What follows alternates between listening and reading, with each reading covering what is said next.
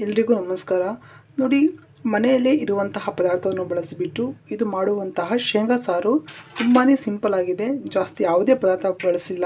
So ಬೇಗನೆ ಆಗುವಂತಹ recipe ಆಗಿದೆ. 5 ನಿಮಿಷದಲ್ಲಿ ಆಗುವಂತಹ ಇದು ಸಾರಾಗಿದೆ. ಅರ್ಜೆಂಟಾಗಿ ಮಾಡ್ಕೋಬಹುದು.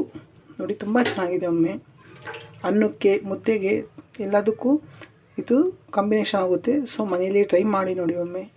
ಸೊ ನೋಡಿ, ಎಲ್ಲ ನನ್ನ ಚಾನಲ್ ನೋಡ್ತಾ ಇದ್ದರೆ ದಯವಿಟ್ಟು ನಿಮ್ಗೆ ಇಷ್ಟ ಆದ ಲೈಕ್ ಮತ್ತು ಸಬ್ಸ್ಕ್ರೈಬ್ ಮಾಡ್ಕೊಳ್ಳಿ. ವಿಡಿಯೋನ ನೀವು ಸ್ಕಿಪ್ ಮಾಡದೆ ಎಂಡ್ವರೆಗೂ ನೋಡಬೇಕು. ಇನ್ ಕೇಸ್ ನಿಮ್ಮ ಮಧ್ಯದಲ್ಲಿ ಸ್ಕಿಪ್ ಮಾಡಿದ್ರೆ ನಿಮಗೆ ಏನು ಅರ್ಥ ಆಗೋಲ್ಲ. ಅದಕ್ಕೆ ಸ್ವಲ್ಪ ಕೊತ್ತಂಬರಿ ಸೊಪ್ಪು ಮತ್ತು ಶೇಂಗಾ, 2 ಹಸಿಮೆಣಸಿನ್ಕಾಯಿ. ನೀವು ಖಾರ ನೋಡಿಬಿಟ್ಟು ಹಾಕ್ಕೊಳ್ಳಿ. ಜಾಸ್ತಿ ತಿಂತೀರಾ ಅಂದರೆ ಹಾಕ್ಕೊಳ್ಳಿ, ಇಲ್ಲಾಂದರೆ ಕಮ್ಮಿ ತಿಂತೀವಿ ಅಂದರೆ ಸ್ವಲ್ಪ ಕಮ್ಮಿ ಹಾಕ್ಕೊಳ್ಳಿ. ಮತ್ತು 4 ಬೆಳ್ಳುಳ್ಳಿ ಹಾಕಿಬಿಟ್ಟು ಸ್ವಲ್ಪ ನೀರು ಸೇರಿಸಿ ತರಿಯಾಗಿ ರುಬ್ಕೋಬೇಕು. ಇವನ್ನ ಆನ್ ಮಾಡಿಬಿಟ್ಟು ನಾನು 2 ಟೇಬಲ್ ಸ್ಪೂನಷ್ಟು ಅಡುಗೆ ಎಣ್ಣೆ ಹಾಕೊತಾ ಇದ್ದೀನಿ. ಎಣ್ಣೆ ಬಿಸಿ ಆದಮೇಲೆ ಸ್ವಲ್ಪ ಸಾಸಿವೆ ಹಾಕ್ಕೊಳ್ಳಿ, ಸ್ವಲ್ಪ ಕರಿಬೇವಿನ ಸೊಪ್ಪು, ಸಣ್ಣದಾಗಿ ಕಟ್ ಮಾಡಿರೋಂತಹ ಈರುಳ್ಳಿ ಸೇರಿಸ್ಕೊಳ್ಳಿ. ಈ ಥರ ಕೆಂಪು ಫ್ರೈ ಮಾಡ್ಕೋಬೇಕು.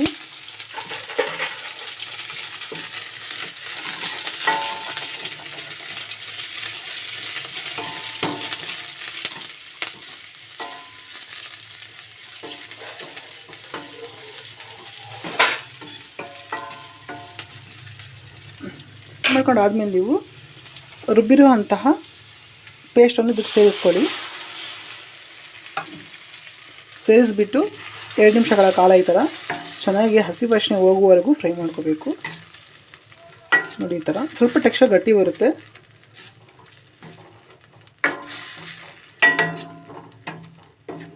ರುಚಿಗೆ ತಕ್ಕಷ್ಟು ಉಪ್ಪು, 1/4 ಟೀ ಸ್ಪೂನಷ್ಟು ಅರಿಶಿನ ಮತ್ತು 1/4 ಟೀ ಸ್ಪೂನಷ್ಟು ಅಚ್ಚಕಾದ ಪುಡಿಯನ್ನು ಸೇರಿಸ್ಕೊಳ್ಳಿ.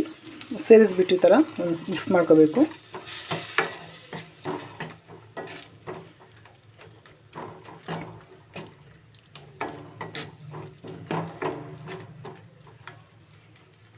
ಅರ್ಧ ಲೋಟದಷ್ಟು ನೀರು ಹಾಕೊತಾ ಇದ್ದೀನಿ ನಾನು.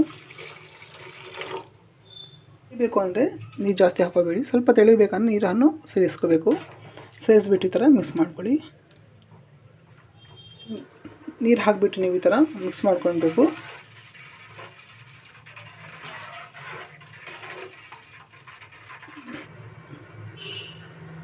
ನೋಡಿ, ಕುದಿ ಬರ್ತಾ ಇದೆ. ಸೊ ಇಷ್ಟು ಬಂದರೆ ನೀವು ಸ್ಟವ್ನ ಆಫ್ ಮಾಡ್ಕೋಬೇಡಿ. ಸೊ ಇದು ಫೈನಲ್ ಆಗಿದೆ ಮತ್ತು ಇದು ಬೇಗನೆ ಆಗುವಂತಹ ರೆಸಿಪಿ ಕೂಡ ಆಗಿದೆ. ತಕ್ಷಣ ಇಮಿಡಿಯೇಟಾಗಿ ಮಾಡ್ಕೋಬಹುದು. ಏನು ಪದಾರ್ಥ ಜಾಸ್ತಿ ಖರ್ಚಾಗದೆ ಕಡಿಮೆ ಪದಾರ್ಥದಲ್ಲಿ ಮಾಡುವಂತಹ ನೋಡಿ, ಇಷ್ಟಾದರೆ ಸಾಕು. ಸ್ಟವ್ನ ನೀವು ಆಫ್ ಮಾಡ್ಕೋಬೇಡಿ. ಇದು ರೆಸಿಪಿ ಆಗಿದೆ. ತುಂಬಾ ಸುಲಭ ಆಗಿದೆ. ಒಮ್ಮೆ ಟ್ರೈ ಮಾಡಿ ನೋಡಿ, ತುಂಬ ಚೆನ್ನಾಗಿದೆ.